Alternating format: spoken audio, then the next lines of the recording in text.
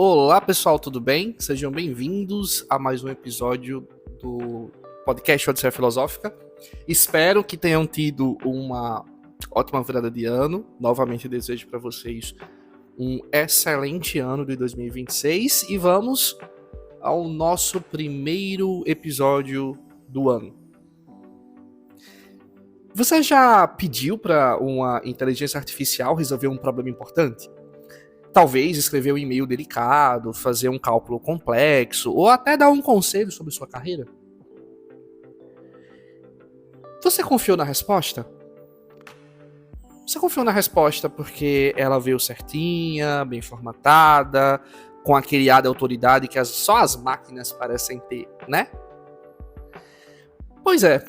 E se eu te dissesse que essa resposta pode estar completamente errada e você nem percebeu? Que a IA pode ter inventado uma fonte acadêmica que não existe, citado uma lei que não existe, ou confundido uma notícia satírica com um fato real.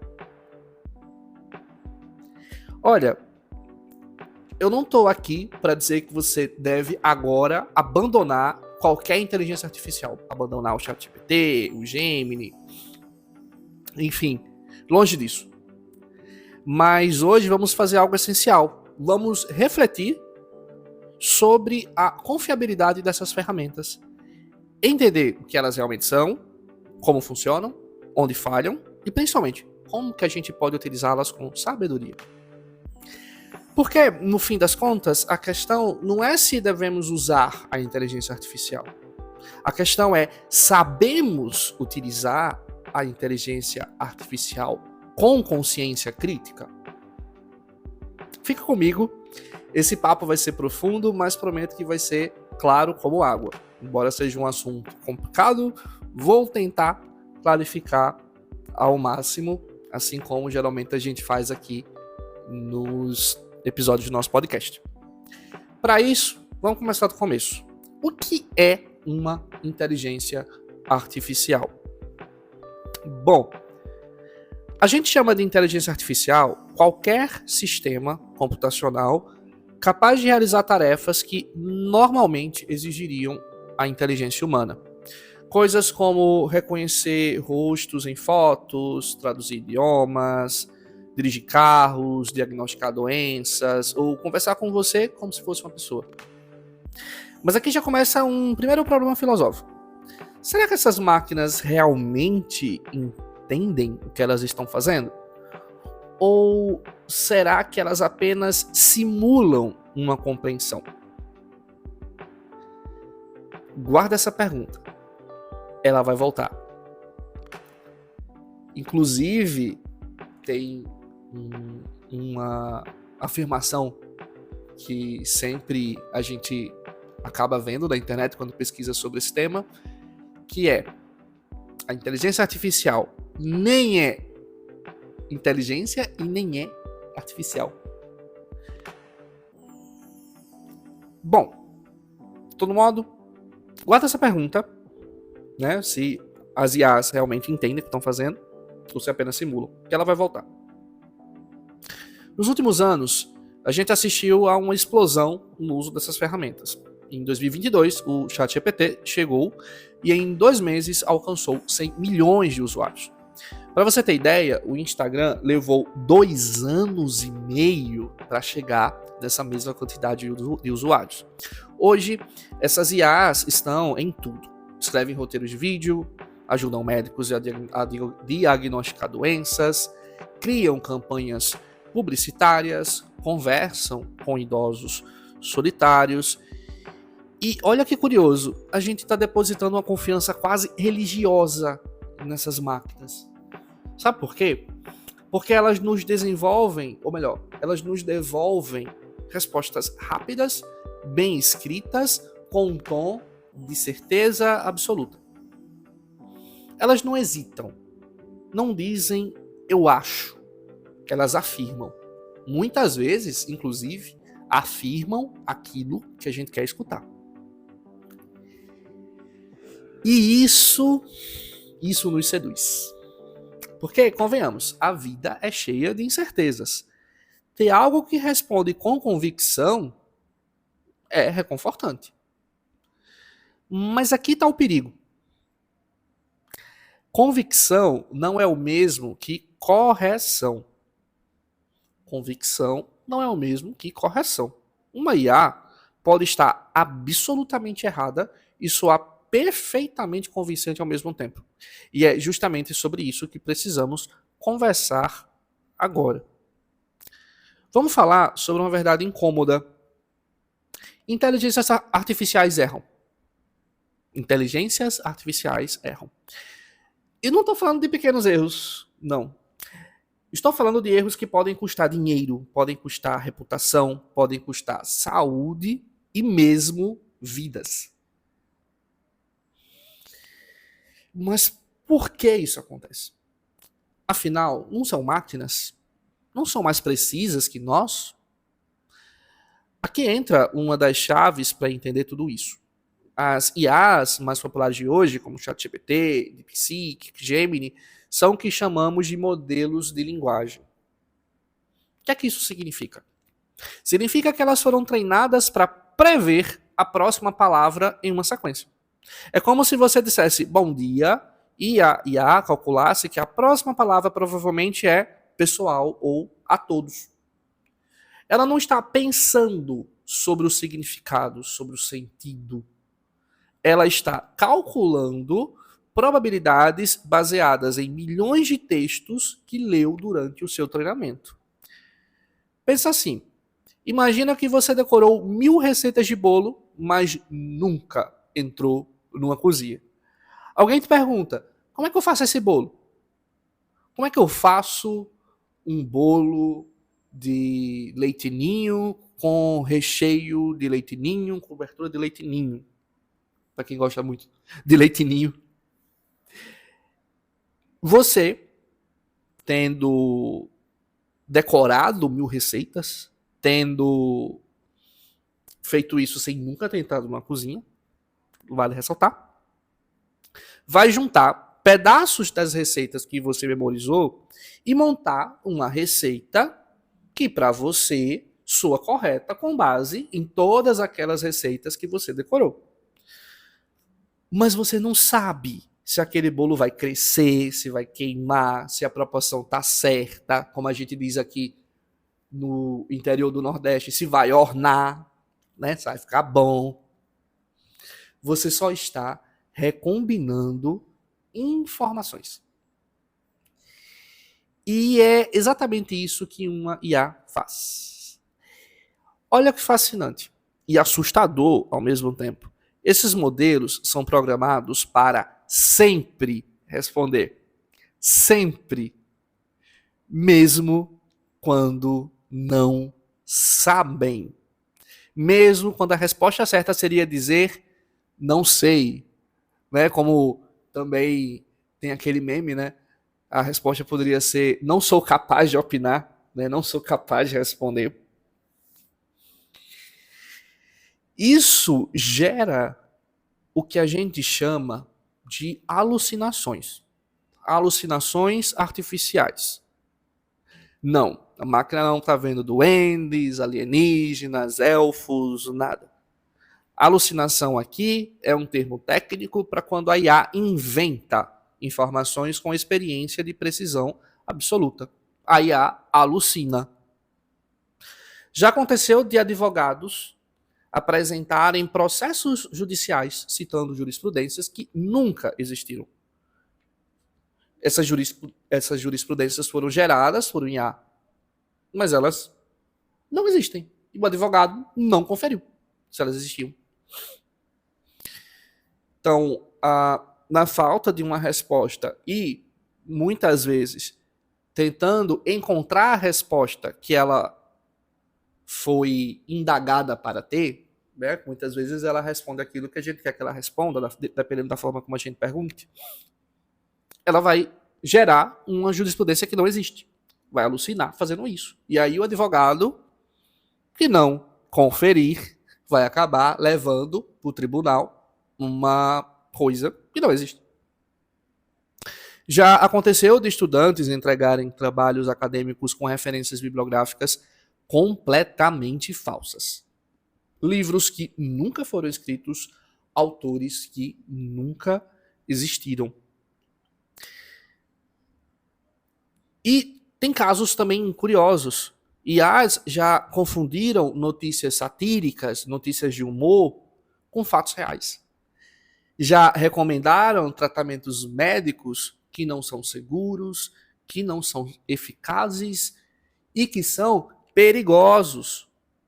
Já lembraram, entre aspas, de eventos históricos que jamais ocorreram. E, inclusive, também já vimos casos nas notícias de IAs que são treinadas para não lembrarem de eventos que aconteceram por conta do viés de quem as programou. Eu utilizo muitas vezes as inteligências artificiais no meu processo de estudo.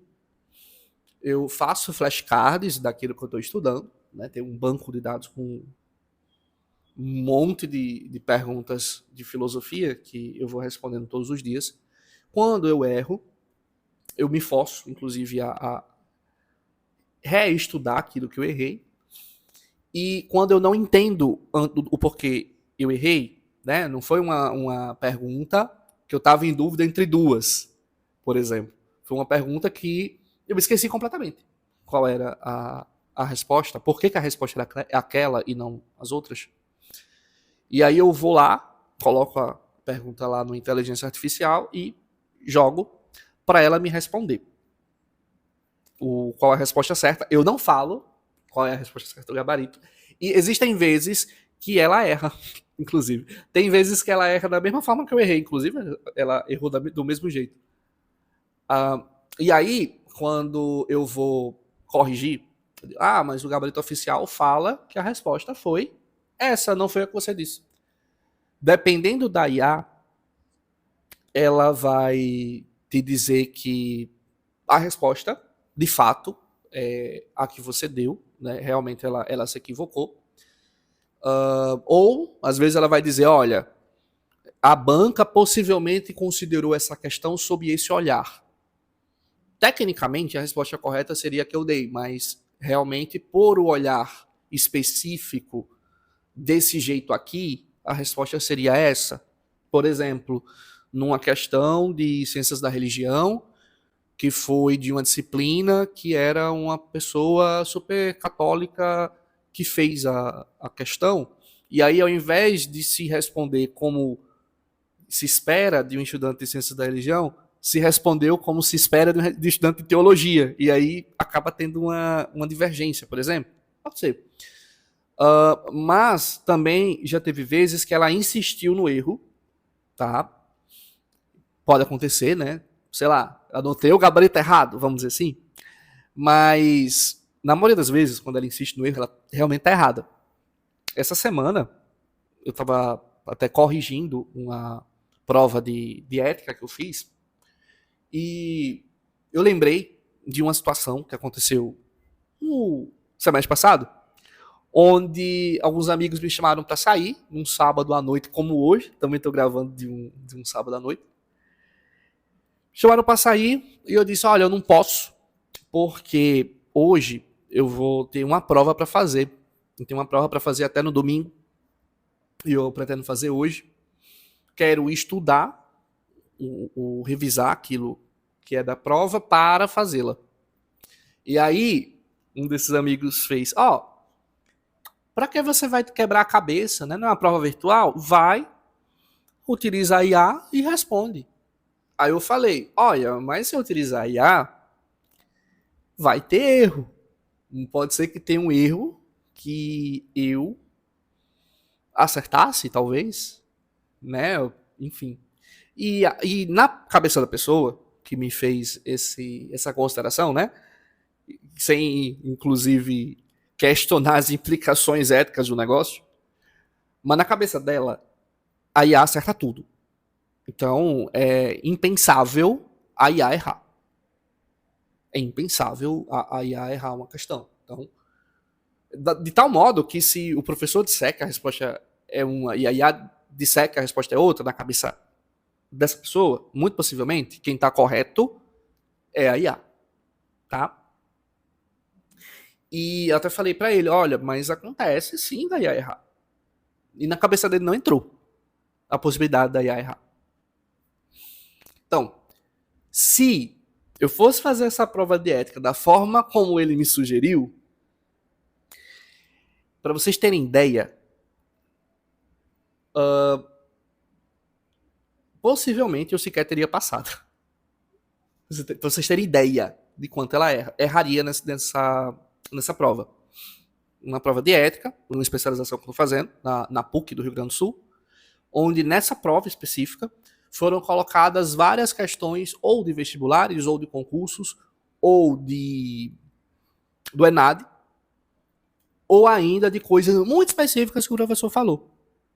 E só para vocês terem ideia, quando a gente está falando de ética, existem várias, entre aspas, correntes éticas. Né? Existe o deontologismo, o contratualismo, dentre outras. E existem algumas que, se você for pela palavra, você muito possivelmente vai ser induzido ao erro. Como é o caso do relativismo, do subjetivismo, do utilitarismo, do objetivismo. São muito parecidas, mas existem distinções. E havia uma questão onde, por exemplo, a resposta seria subjetivismo. E a IA colocou que a resposta seria relativismo. Realmente, se a gente for parar para pensar de um modo super geral, faria sentido para a pergunta. Afinal, dizer que algo é ético ou não, a depender de quem toma a decisão, soa algo relativista. Concordam? Mas quando a gente fala de relativismo em termos éticos, a gente fala que a gente deve julgar uma ação em termos éticos dependendo da cultura em que algo está sendo realizado. Tá? Então, eu, Jefferson, brasileiro, não posso questionar, de acordo com o relativismo ético, algo que acontece lá no Irã. Porque é uma outra cultura, eu vou estar olhando sob o viés da minha cultura, ao invés do viés da cultura lá, a cultura árabe lá. Tá? Isso é o que fala o relativismo ético. O subjetivismo ético é o que fala que tem que olhar de acordo com a pessoa que está fazendo, não com a cultura. Então, uma forma de você diferenciar rapidamente relativismo ético de subjetivismo ético é porque relativismo ético fala de culturas e subjetivismo ético fala de pessoas. E a IA, nesse caso, ela falou relativismo por conta do termo relativismo, né, que seria mais específico, de certo modo. Né? Afinal, se algo é subjetivo, esse algo é relativo, de fato. Mas, em ética, eu sei que é relativo em ambos os casos, mas relativismo ético é a corrente que julga algo a depender da cultura, né? E subjetivismo a depender da pessoa, de certo modo, tá? Estou explicando em termos bem gerais. Então, só para vocês terem ideia, é uma coisa que é um problema de linguagem, tá? É algo, de fato, que você precisa estar pensando de acordo com a ética para você conseguir responder direitinho, tá? Simplesmente sabendo o significado da palavra não vai te ajudar, porque em ética, aquela palavra, ela pode ter um sentido diferente, tá? Da mesma forma, um professor de uma faculdade pode fazer uma prova onde o conceito de ética seja um e o de moral outro, e numa outra faculdade o conceito de ética e o conceito de moral serem o oposto, inclusive, do que o de uma outra faculdade falou, tá? Eu falei bagunçado aqui, mas só para vocês terem ideia, existem várias definições de ética e moral, e a depender do professor, ele vai querer cobrar aquilo que ele falou, embora ele vá dizer que existem outras definições, tá? Mas como é que a IA vai saber qual foi a definição específica que o professor falou sem você treiná-la para isso? Entendeu? A IA tá certo, o professor tá errado, né? Não é bem essa questão. Assim como, também, como eu já vi em discussões de condomínio, acontecer algo que uma pessoa se viu lesada, né? Se viu como viu como errado o que estava acontecendo, e ela foi lá no chat GPT e pediu para o chat GPT defender o porquê que ela estava correta. Né?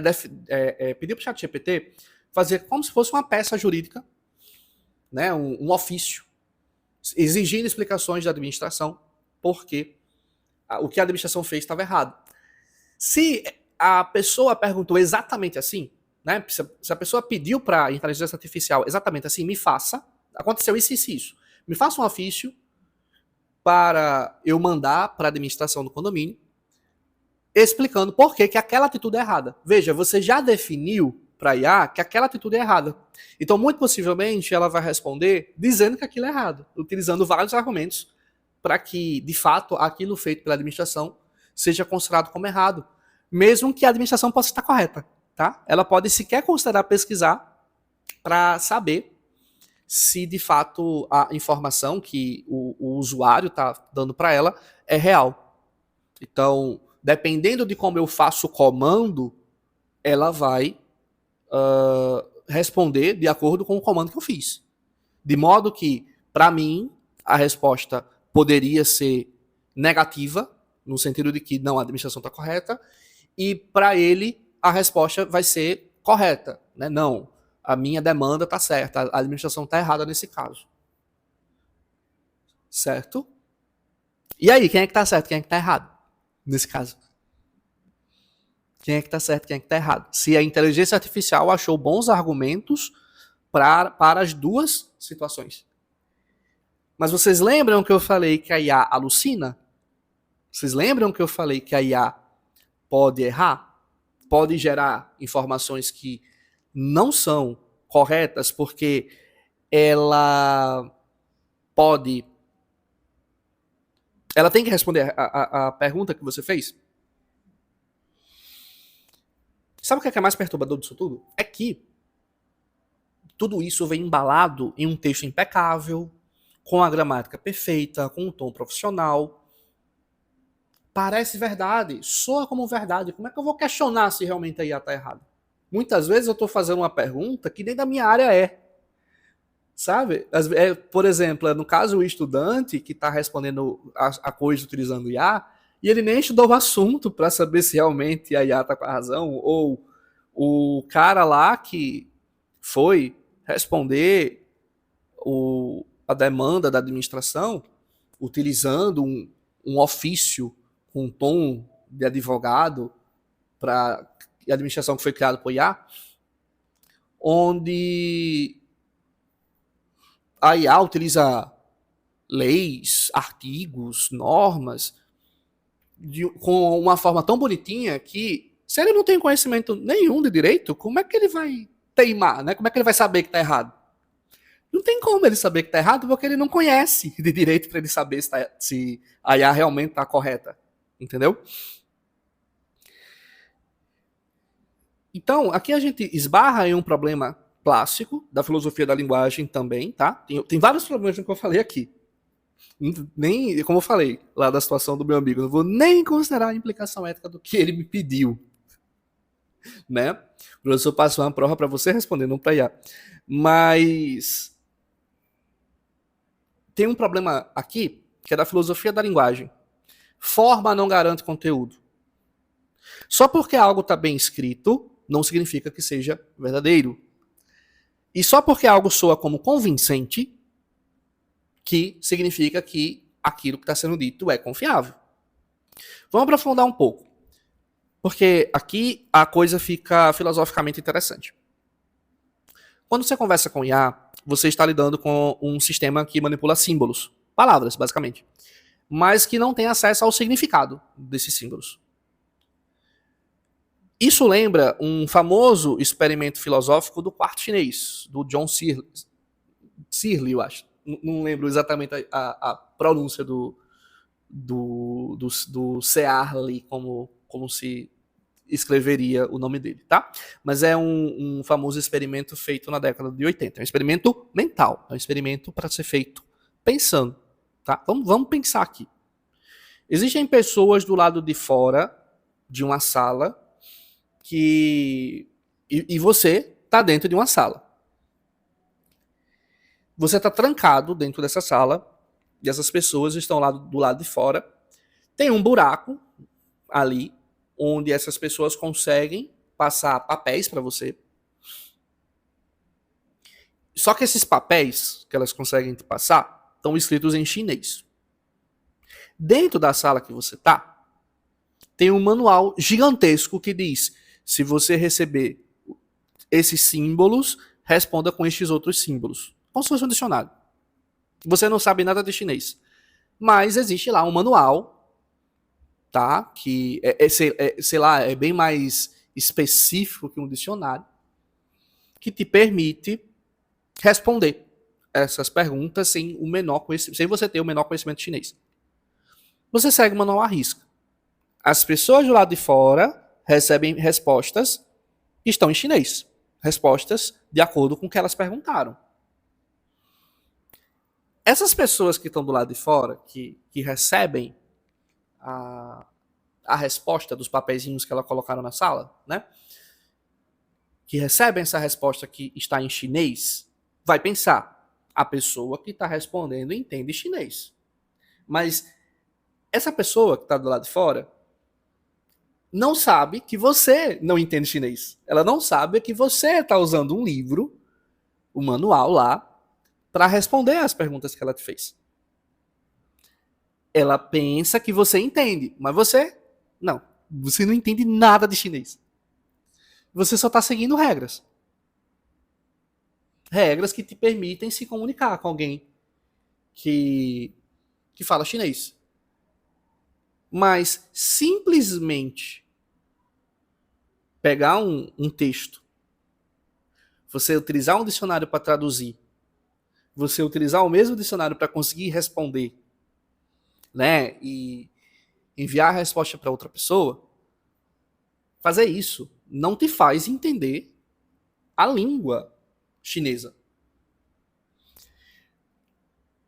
Você consegue captar por esse experimento que tem... Por que você não entende, né? Primeiro que você não entende porque não é você que está fazendo a tradução. Não é você que está fazendo a tradução. Você está usando um livro para fazer a tradução. Então você não entende chinês. E será que alguém simplesmente fazendo a tradução com o dicionário, né? Alguém que não entende chinês, alguém que está simplesmente utilizando o manual, vai captar todas as nuances possíveis de uma língua? Ele tem o domínio sobre o texto escrito, mas não tem o domínio sobre o pensamento, sobre o sentido, sobre o significado das palavras que estão sendo ditas. Até mesmo figuras de linguagem, por exemplo, que possam estar sendo utilizadas, até mesmo um sentido, se é conotativo, se é denotativo, né? Se aquela palavra ela é um ato de fala, tá? Em filosofia da linguagem a gente fala de ato de fala. Existem palavras, por exemplo, que existem frases que comunicam atos, que são atos. Mas não é simplesmente você falar que aquele ato ele se produz. Como assim? Quando alguém fala, por exemplo, meu carro é azul, você entende que essa pessoa tem um carro e que o carro dela é azul. Ok. Mas ela pode estar mentindo, certo? Mas eu vou ser bem mais específico nesse caso. Somente um juiz pode dizer que pode realmente decretar que alguém é culpado ou não por uma sentença jurídica, tá? Então, existe um contexto que é preciso é preciso um contexto, é preciso uma pessoa específica, uma pessoa que tenha habilitação para tal, né, que esteja fazendo aquele rito específico, para que quando essa pessoa, com todo esse contexto, com todo esse rito, chega e fale que fulano de tal está condenado, esse fulano de tal está condenado, produz uma ação na realidade. Uma ação onde esse fulano de tal, de fato, está condenado. Tá? Mas se você só está traduzindo informações, você não tem como saber se realmente as condições para que essa pessoa esteja condenada, de fato, existam. Para que, de fato, você consiga interpretar como, a partir de então, fulano de tal está condenado. Tá? Tô utilizando uma das ideias da filosofia da linguagem, que são dos atos de fala. Que também não tem como, de certo modo, a gente captar simplesmente traduzindo frases sem um contexto muito específico naquilo que a gente está traduzindo. Bom, é isso que a IA está fazendo, tá? Ela manipula símbolos com maestria, como se fosse alguém, um dicionário, um manual de regras, mas não compreende o que ela está dizendo, ela não compreende o que está traduzindo. E isso tem consequências práticas enormes. Porque quando você pergunta para um IA sobre ética, sobre filosofia, sobre decisões complexas da vida, ela não está refletindo, ela não está pensando. Ela está calculando qual combinação de palavras é mais provável para satisfazer aquilo que você está perguntando. E aí eu te pergunto, você confiaria em alguém que responde sem pensar? Que afirma sem duvidar? Que nunca diz, preciso refletir mais sobre isso. Preciso verificar se aquela informação que primeiro me veio à mente, ela de fato é real. Ela de fato condiz com a realidade. Pois é. Pois é. Mas tem mais. Além da confiança, né? Vamos falar agora dos erros que acontecem fora do texto. As IAs, elas não erram apenas com palavras, elas também erram ao ver o mundo, como no exemplo dos atos de fala que eu falei, por exemplo. Sistemas de reconhecimento facial, por exemplo, podem confundir pessoas inocentes com criminosos, de modo a levar a prisões injustas a acontecerem. Dependendo de como o código seja escrito, né, de como ela seja treinada, elas podem discriminar candidatos em processos seletivos. Tá? Podem discriminar, por exemplo, negros num processo seletivo, dependendo de como ela foi construída.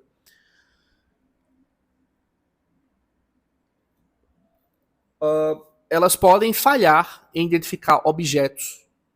Né? O exemplo, um carro autônomo não conseguiu identificar exatamente um objeto e por ele não ter identificado que tinha algo ali, aconteceu um acidente. Por quê? Porque esses sistemas aprendem com dados do passado e esses dados podem ter vieses.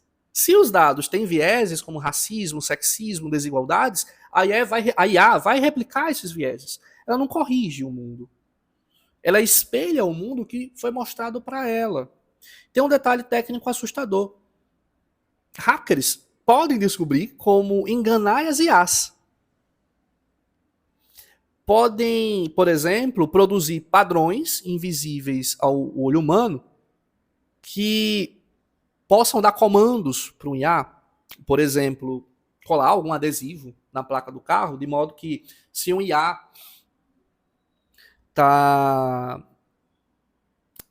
lendo aquela placa, ela leia e o comando não seja exatamente aquilo que ela foi treinada, mas tem algo ali, um adesivo,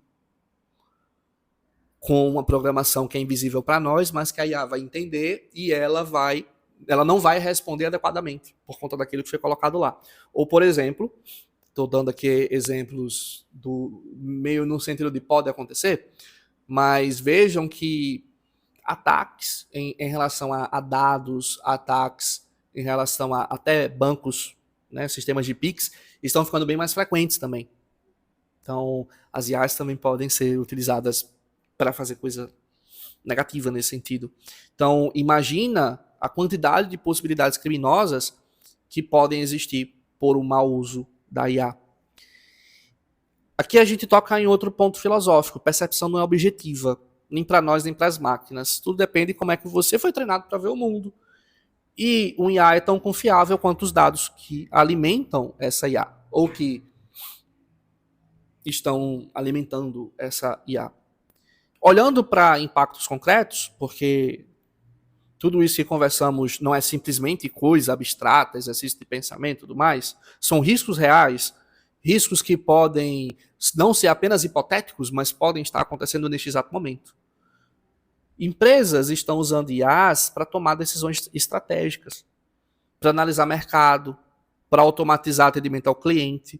E quando essas IAs erram, o estrago pode ser gigantesco. Danos à reputação da empresa, perda de clientes, processos judiciais, prejuízos financeiros.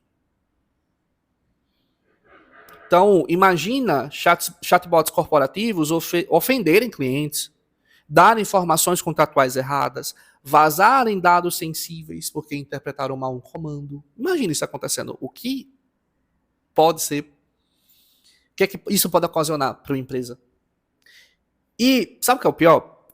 A culpa real recai sobre a empresa, não sobre a IA. Porque legalmente a responsabilidade ainda é humana.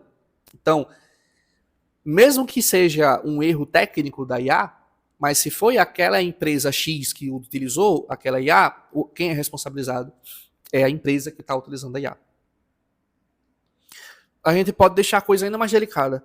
Existem sistemas de IA auxiliando médicos a darem diagnósticos. Isso pode salvar vidas, sim, mas também pode matar se a IA errar. Imagina um algoritmo que sugere um tratamento inadequado, ou que falha em detectar um câncer numa imagem, ou que indica uma dosagem errada de medicamento. Sei que existem pesquisas que mostram que é muito mais confiável você utilizar um algoritmo para responder, né, para achar um diagnóstico, do que simplesmente fazer esse algoritmo. Mas entendam que uma coisa é um profissional treinado utilizar um algoritmo, outra coisa é simplesmente uma máquina não humana utilizar um algoritmo. São duas coisas diferentes. Tem uma tendência também que é bem preocupante.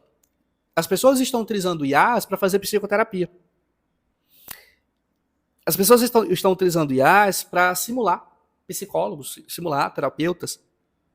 Só que IA não capta nuance emocional. Ela não percebe sinais de risco. Por exemplo, uma pessoa com comportamento suicida, a depender de como ela está alimentando essa IA, começando a fazer psicoterapia com essa IA, pode ter como efeito o oposto do que a gente espera com a psicoterapia.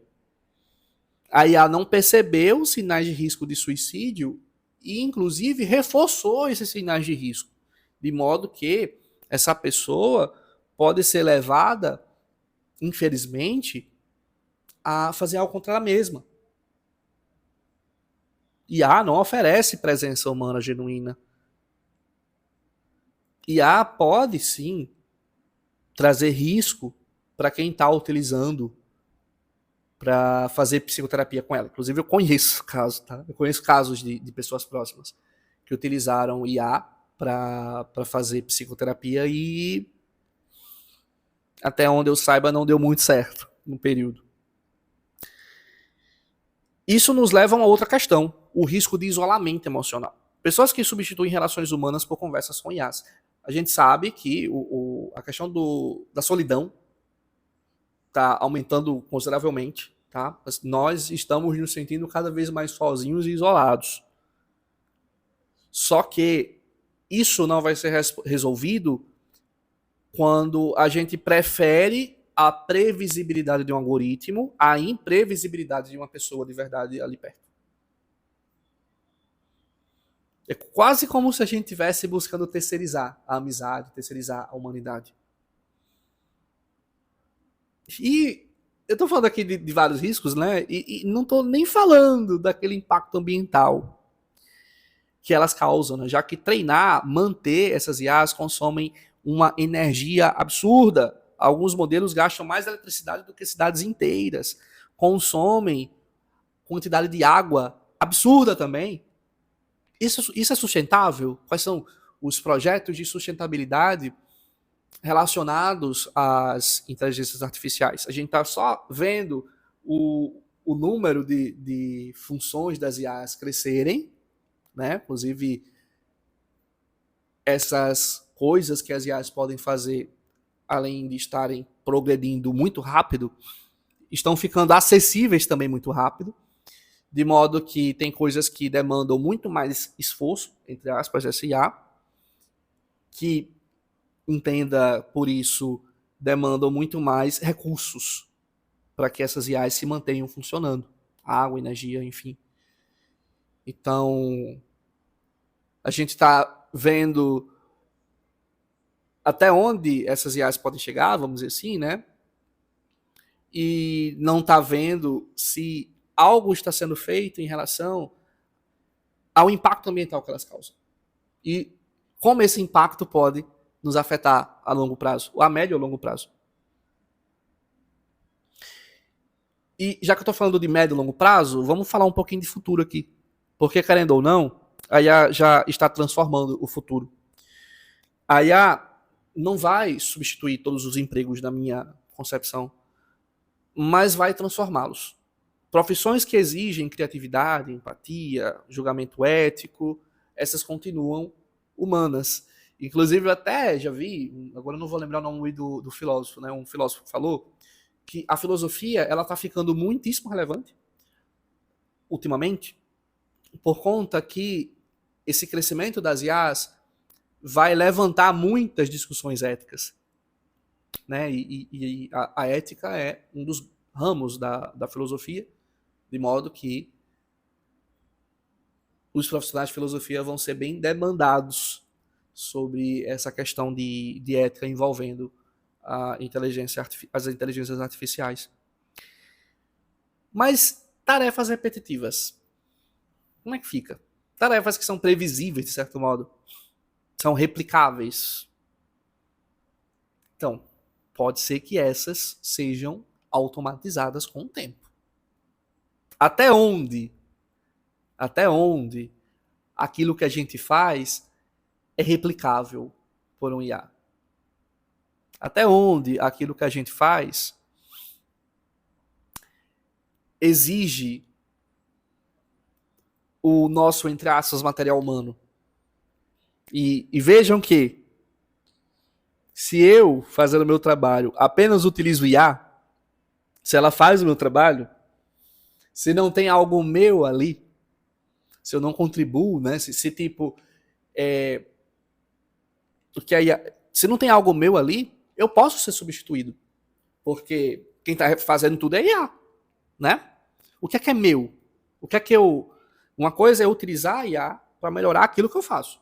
Outra coisa é eu colocar tudo para IA fazer. É diferente. Quem está fazendo é ela, não sou eu. Então, eu seria substituível nesse caso. Então, até falando nisso, para mim, a IA ela é uma amplificadora, não substituta. Um designer que utiliza inteligência artificial trabalha muito mais rápido do que um que não utiliza. Um programador que utiliza IA é bem mais produtivo. Tem profissões que acaba se tornando impensável continuarem sem a utilização de IA.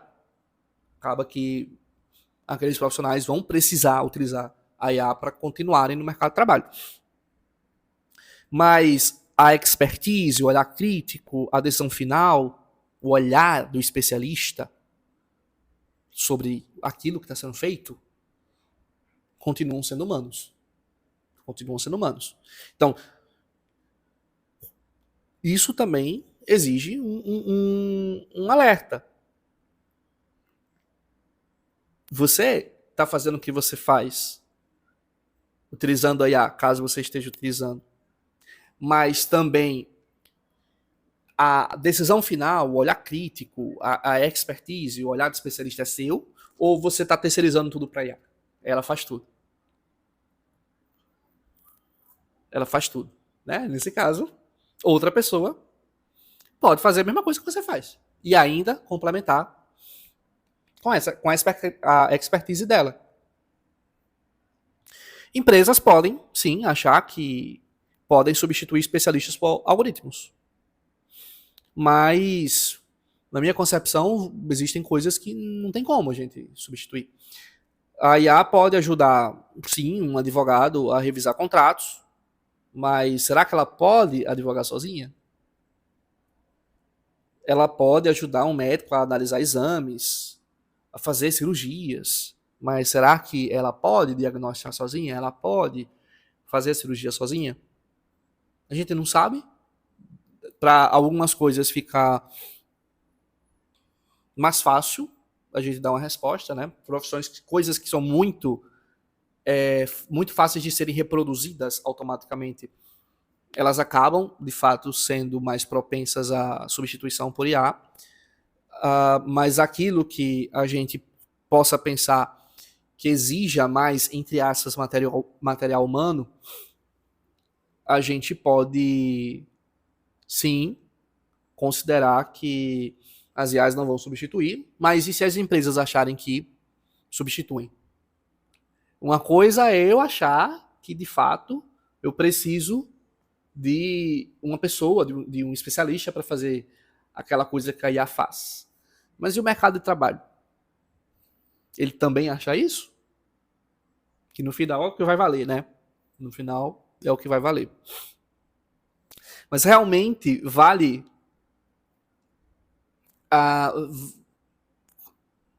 um profissional ser substituído por IA numa profissão que tenha implicações éticas? Por exemplo, já que, teoricamente, a IA ela é amoral. Ela não pode ser julgada uma IA, ela não pode ser julgada em termos morais. Ela não pensa. Você julga quem a fez, né? Quem a treinou e tudo mais, não ela. Então, como é que fica em profissões que, a depender da decisão, você pode estar pondo a vida em risco? E aí ela não é responsabilizada caso aconteça algum problema ali. Enfim, são perguntas que eu estou aqui estimulando vocês a refletirem, mas são mais para esse exercício de reflexão, tá? São mais para esse exercício de reflexão. Eu sou muito da linha de que não é para você recusar a utilização da IA hoje em dia, não tem como mais, mas utiliza ela para potencializar aquilo que você já faz, mas não utiliza ela para substituir o que você faz. Pelo menos isso, tá? Pelo menos isso, naquilo que de fato a gente pode potencializar utilizando IA. Sempre com teu olhar crítico, né? Sempre com teu olhar, porque elas podem alucinar, podem errar, né? Enfim. Também tem o desafio de estudantes que utilizam IA para fazer trabalho, TCC, redação. O número de artigos científicos aumentou consideravelmente depois que as IAs surgiram. Porque os estudantes, os pesquisadores estão utilizando IA para facilitar o trabalho, de modo que eles estão fazendo realmente o que fazem e estão utilizando as IAs para agilizar o processo, ou porque estão utilizando a IA para fazer o trabalho? É a IA que faz o trabalho, não o cientista. De modo que é confiável um trabalho que não foi de fato feito, né? Foi apenas a IA que pensou, entre aspas. E, em relação à educação, como eu falei, IA pode ser uma ferramenta de aprendizado incrível, pode te ajudar no teu processo de aprendizado. Pode explicar conceitos complexos, tirar dúvida, oferecer exemplos, né? Tem um notebook do Google, por exemplo, você põe lá uma apostila de um professor, o notebook, ele faz resumo em áudio, faz resumo em texto, resumo em vídeo, mapa mental, imagem, flashcards. Você consegue pedir para ele explicar algo que você não entendeu, de acordo com aquela apostila do teu professor, tá? Então isso é muito legal para o teu processo de aprendizado, certo? Mas, novamente, se o aluno ele terceiriza o que era para ele fazer, né? Se ele só copia o que a IA gera, ele não estuda de fato, ele não reflete, ele não questiona, ele não aprende nada, porque ele está utilizando só a IA. Né? Ele não está ajudando. O professor faz um trabalho, aí ele vai e pede para a IA fazer. Tem uma prova, pede para a IA fazer. E o estudo, a reflexão, ele não faz. Né? Tem um livro para ler, o máximo de esforço que o aluno teve foi colocar o livro na IA, talvez, né? Às vezes nem coloca, e pede, faça um resumo das principais ideias do livro tal. O único trabalho que ele teve foi entender as principais ideias. Mas será que a construção do aprendizado sobre uma obra clássica ela é muito bem alicerçada quando você faz isso ou de fato quando você lê o texto clássico? Então, o aluno ele precisa aprender. E se ele terceiriza para IA, tudo para IA, ele não está aprendendo. Qual profissional ele vai ser? O profissional que apenas utiliza a IA. Caso ele consiga terminar o curso, ele vai ser o profissional que utiliza a IA e não faz absolutamente nada. Então, é uma pessoa que pode ser substituída por um IA. Ele não aprendeu nada, não tem olhar nenhum. O olhar que ele tem é o olhar da IA. Ele não analisa os dados da IA, ele não vê se ela alucinou, ele não vê se ela errou, ele não questiona se está tudo correto, porque ele está confiando 100% na IA. E também tem uma coisa que é bem irônica nessas questões. Professores estão utilizando IAs para detectar se alunos utilizam IA para fazer os trabalhos. Só que as ferramentas de detecção de IA também erram. Então, tem umas coisas engraçadas que acontecem, que você vê notícia, né? Elas podem acusar textos humanos de serem escritos por IA. E elas não detectam, às vezes, textos que claramente foram gerados por IA, de modo a gerar algumas situações cômicas, como, por exemplo, você colocar lá um texto do século XIV, que tem uma escrita super rebuscada e pede para a IA analisar se aquele texto foi feito por IA ou foi feito por humano, ela dizer que aquele texto é feito por IA, sendo que naquela época nem sonhavam com IA, né? Então, como é que foi feito por IA? Na época que nem computador tinha, assim, né? Então, a solução não é tecnológica, a solução é pedagógica. Ensinar pensamento crítico, nesse caso, a educação. Ensinar os alunos a usarem IA como apoio, não como substituto de raciocínio. Inclusive, os próprios professores, né? Os próprios professores precisam pensar criticamente, precisam utilizar a IA como apoio ao que eles fazem, não como substituto do processo de lecionar. Bom, a gente fez várias reflexões aqui, contei vários casos, tá um episódio daqueles bem longos. O que é que a gente faz com isso aqui tudo que a gente está discutindo, refletindo juntos? Novamente, eu não estou dando respostas definitivas aqui, a questão é a gente refletir juntos. Mas vamos juntar as coisas para fazer algumas considerações que precisam ser feitas. Primeiro, a gente precisa sim de uma regulamentação, embora seja um assunto super complicado. No Brasil, já existe um projeto de lei em tramitação para regulamentar a utilização de IAs. Na Europa, já há leis em vigor exigindo transparência dos algoritmos. Existe um problema em relação à questão da regulamentação, eu sei, porque existe a questão de poder acabar gerando algum tipo de censura, né? Mas também acontecer de qualquer jeito não dá. A pergunta filosófica de fundo aqui também é: quem é responsável quando a IA erra? A empresa que a criou? O usuário que a usou? O programador que a treinou? Não é simples, não tem resposta fácil, tá? Quem vai discutir essas regulamentações precisa responder essas questões, inclusive precisa responder se essa regulamentação ela de fato serve para responsabilizar quem é para ser responsabilizado, né, para mitigar os problemas das IAs, ou essa regulamentação ela está sendo utilizada como ferramenta de censura, né? Mas enquanto essas leis não vêm, essas discussões não vêm, a gente precisa agir com sabedoria. E algumas estratégias que a gente pode combinar aqui entre a gente. Primeira delas, checar as informações sensíveis, sempre. Especialmente dados médicos, dados jurídicos, dados financeiros, dados acadêmicos. Sempre questione, sempre veja se realmente aquilo que ela está falando que existe, existe. Se aquela notícia que ela está falando é real, se não é uma notícia de comédia que ela achou que era real, por exemplo. Então, cheque as informações. Principalmente quando é uma informação que ela colocou a mais. Né? Você não deu essa informação para ela está trazendo aquela informação de algo que ela pesquisou na internet. Da mesma forma que ela pesquisou, você também pode ir lá pesquisar na internet para verificar se aquilo de fato existe. Segundo, mantenha a supervisão humana. Manter a supervisão humana obrigatória em decisões críticas é fundamental. Como eu falei, o olhar do especialista ele deve existir. Deve existir. Tá? Principalmente para esse especialista saber responder se a IA está alucinando ou se está produzindo a resposta correta. Tá? Se a IA está respondendo sob o olhar de um especialista daquela área ou se ela está respondendo sob um olhar bem genérico.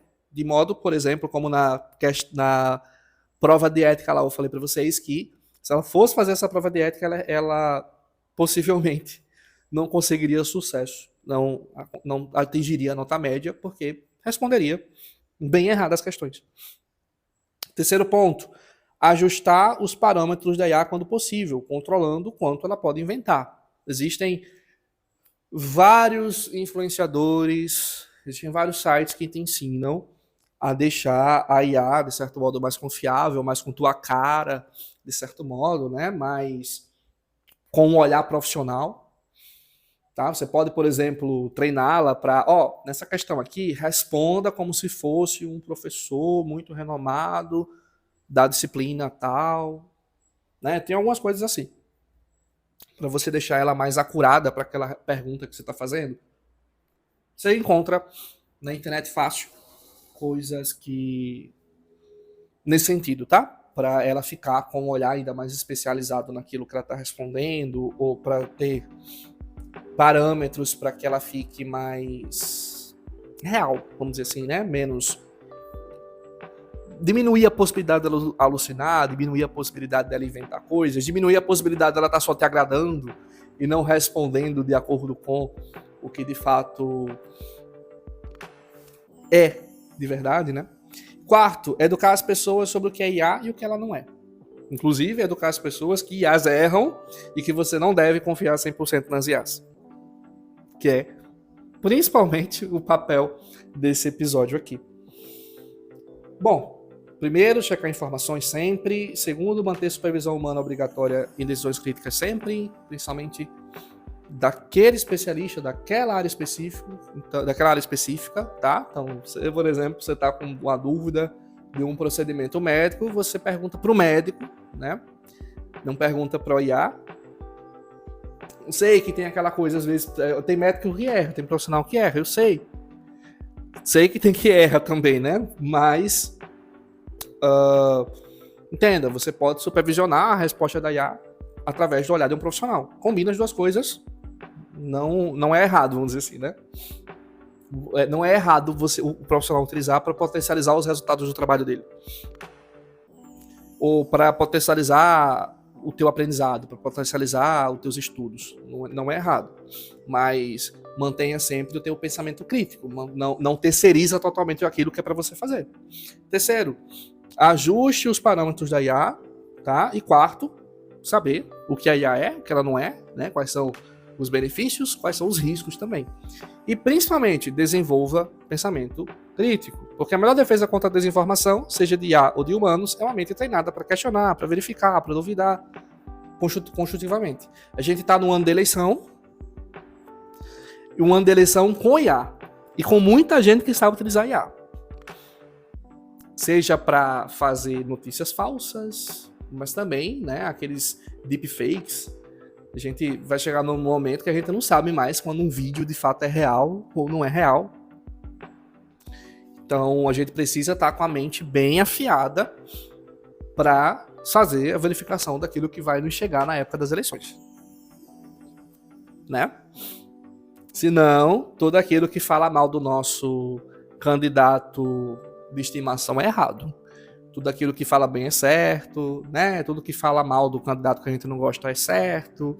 A gente já também dá uma olhadinha com viés, já tende a dar uma olhadinha com um viés para notícias sobre política, né? Imagina o estrago que isso pode causar nesse ano da eleição, né? Com IAs podendo ser utilizadas a pleno vapor e a maioria e boa parte da população sabendo utilizar IA e boa parte da população não sabendo questionar IA, não pensando sequer na possibilidade de que as IAs podem errar. Então, para a gente fechar aqui a conversa, eu não vim aqui dizer que você deve abandonar as IAs, longe disso. Elas são ferramentas poderosas, podem expandir nossa criatividade, nossa produtividade, nossa capacidade de aprender, mas, como toda ferramenta poderosa, elas exigem responsabilidade, exigem consciência, exigem que a gente não abdique do nosso papel, pensar, julgar, decidir. Porque, no fim das contas, filosofar é isso. É não aceitar as coisas como elas parecem, é questionar, é buscar clareza, é ter coragem de duvidar, inclusive das máquinas que nos parecem tão confiáveis. Isso, meu amigo, é uma arte, é uma técnica. A arte de viver com lucidez num mundo cada vez mais complexo. Se você chegou até aqui, obrigado por essa jornada comigo. Deixa nos comentários. Você já teve alguma experiência com IA que te fez questionar a confiabilidade dela? Ou você conhece alguma situação que queira compartilhar com a gente de algo problemático ou engraçado que foi gerado por IA? Qual a tua opinião também sobre como é que vai ser no futuro, o que é que precisa ser feito em relação a esse tema? Deixa nos comentários, quero saber a visão de vocês também. E se esse episódio te fez refletir, compartilha com alguém que também precisa ouvir isso. Até o próximo episódio e lembre, a filosofia é o mapa, o autoconhecimento é o caminho, o sentido é o destino. Abraço para vocês, até o nosso próximo episódio.